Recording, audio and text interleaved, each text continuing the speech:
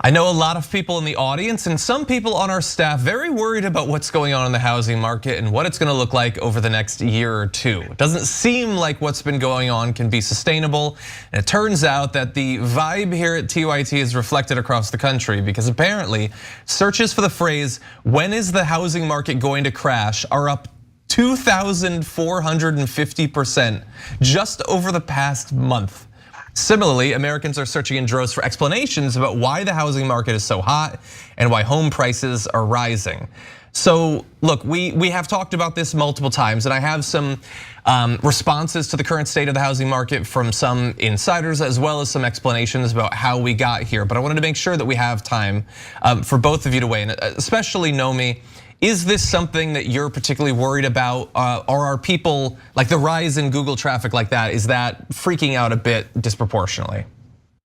Well, here's the reason it is worrying, that the housing market, and by that I mean the homes that are going up by 40 or 50% over where they would have been last year, because people are buying them with cash and not, under sort of, in some cases, not even looking at them. And it's not just actual people. One of the elements that's making this housing market so out of whack is the fact, and this happens, is that there's some bottom fishing going on even at high prices from things like private equity funds and like real estate sort of programs or groups of investors. And they have the ability to put cash into a real estate deal as soon as they see a home, whether they're physically seeing it or not, as soon as it comes on the market. And as a result, real actual people, even if they wanted to follow the other part of the trend that's moving prices up, which is sort of leaving from urban to more suburban or outside of city locations, because some people can work from home because it seems more desirable, because COVID and the pandemic made city living much less healthful, and it was already expensive to begin with and so forth. A lot of those people, like actual real people who don't have tons of cash or aren't a private equity fund, aren't able to actually do that. And so they're getting sort of priced out of this market, which is why I think the second part of that search was, why is the housing market so hot? Now, the other side of that is will it crash, right? And one of the things that happens, this is a housing bubble. It's a different kind of a bubble than the subprime mortgage market initiated back in the day that related to the financial crisis, because investment banks are doing something a little bit different. Then they were buying up subprime loans, which were given at very high interest rates to lots of people. Then the economy turned, they couldn't pay those rates, or those rates went up relative to what they thought they would be able to pay. They couldn't pay the extra, and a lot of foreclosures and defaults happened because of that. So investment banks got smart, and they're actually not lending, even though rates are so low again, to most people who might want to buy a home right now for the reasons of leaving the city and going outside of it. And so those people aren't actually in the market, nor can they afford the market because they don't have the money. But the leverage that's coming into the system, the money that the borrowing and where the borrowing is happening is in some of these funds, because they get money really cheaply from some of the big banks. They have these sorts of lines. They're able to go in and purchase properties. And oftentimes when you hear so many stories around the country of 20 bidders, 40 bidders, basically offering 100% or 140% cash over asking price, not all of them are actual humans, or they're not individuals. And so it is creating a skew for the affordability of housing, as well as a problem, because people who make normal money or lost money this year, lost jobs this year, and want to potentially move or buy a house, are finding that they can't actually get loans, even though these prices are so, these rates are so low right now because of where the Federal Reserve is at. So there are problems brewing behind this bubble that can cause a housing crash. They're merely different in terms of how they're evolving than they were last time around. So Nomi, to me, the most important question is, yes, this was a trigger last time, and it's an important question to ask whether it's going to be a trigger for a crash this time. But the gun was the derivatives. That was the gambling that they did on top of the housing market, and so they would do $10 or oftentimes more of bets on top of a $1 value of the homes or the package of homes, to oversimplify, right? Or 10x of the value. Right. So are they doing that again this time or no? There is an element of the market in which that's being done. So a lot of these either private equity funds or real estate pools, some of these actually are borrowing lots of money relative to the house or relative to other collateral they might have in order to be able to be really quick with these, above offer type of cash. Offers to these homes, which is what's bidding them up. And so not the entire market. In the case of the financial crisis, you're right. The market crashed because banks basically used every single individual subprime loan to line lots of different derivative products and so forth.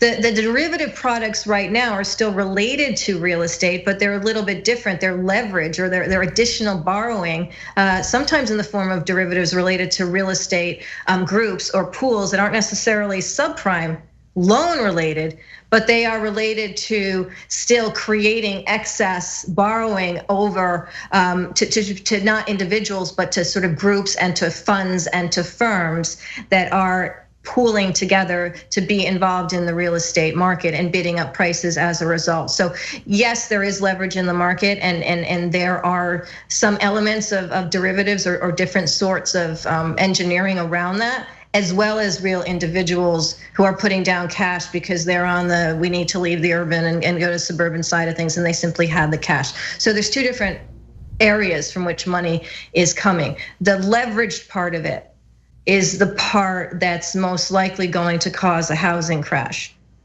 Yeah, that's what I'm really worried about is the leverage, because that's basically the gambling part. So. But I want to ask also about their excuse. They're saying, no, this is not a problem. We don't have a bubble, even though the prices are overinflated by about 15% or so, roughly speaking. And some markets are way higher than that in terms of overinflation. But they're saying it's actually natural because of the pandemic. People are looking to move out to the suburbs or wherever, or rural areas, and buy houses. And there's definitely some truth to that. But what percentage of that is what's actually causing the problem versus the other factors? Right, and I think the majority of the factors that the people that do want to move out often, and the percentage of second home buying is actually quite high, because what's happening is, in general, there's not enough supply in the market. In other words, people aren't selling the homes that they're living in the more desirable areas, so outside of the city areas, because they can't afford to buy anything else. And they're like, hey, we're in and outside of the city area anyway. Why would we move, and where and how could we move there, right? So there's a lot of staying put, and that is creating one of the elements of this, which is there's more demand for outside of city places than supply. And that's why on average, even though prices might be looking like they're up 15% nationally, they're up 40, 50, 60 or more percent on an individual house in a lot of specific areas. And that's what's creating these sort of like pocket bubbles throughout all of these areas. So that is one of the causes. But a lot of the people that are doing that are also on second home buying because they can afford it, because banks aren't actually loaning as much to some of these buyers as they did back even before the financial crisis, or at some point since the financial crisis. It's not coming out of lending as much as it's coming out of people's cash, or again, these pools of money in different forms of private equity or distressed buying or other types of funds that are borrowing on top of it in order to buy up the market on the assumption, and this is similar to the assumption of the pre-financial crisis period, that these housing prices will always go up. And so they're basically kind of cornering the market with leveraged money.